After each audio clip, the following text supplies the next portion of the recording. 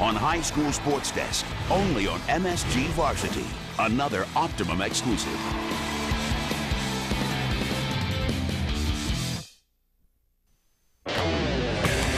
Coming up on the High School Sports Desk, it's New Jersey versus Long Island, ×2, and both went right down to the wire. Shoreham-Wading River looks to turn the tide in its rivalry against Mountain Lakes. Low time is the right time for Billy Burgoyne. While Chaminade tries to slow down the red-hot Green Wave. 4 quarters wasn't enough in Connecticut for New Canaan and Brian McMahon.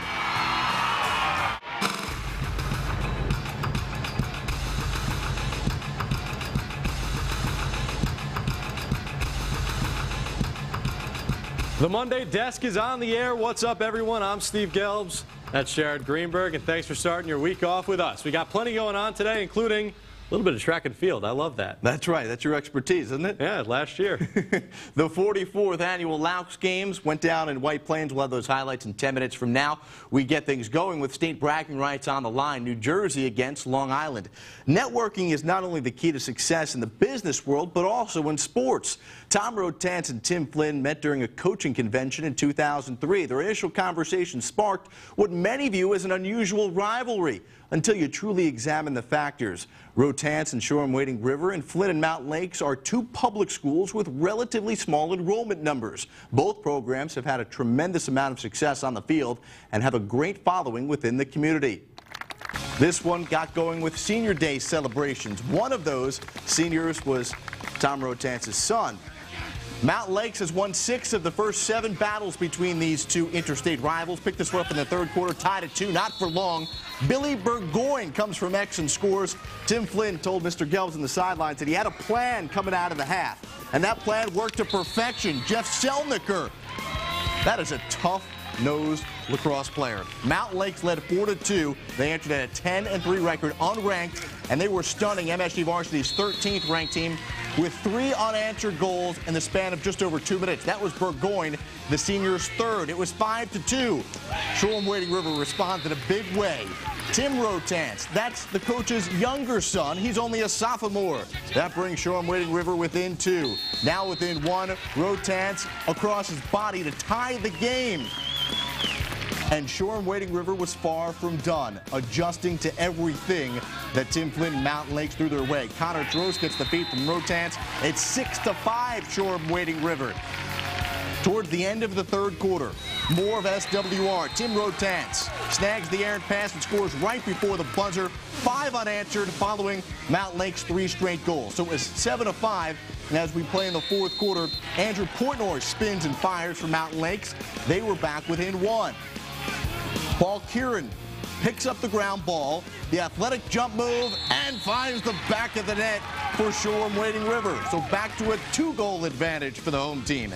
And just moments later, Mountain Lakes down by 2. Burgoyne, right place, right time all afternoon. He is clutch. His 4th.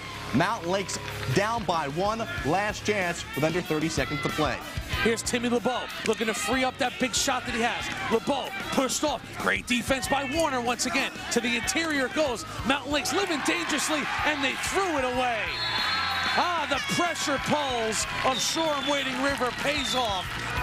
The game started with great defense and ended with Shoreham-Wading River with a great defensive stand. They win it 8-7.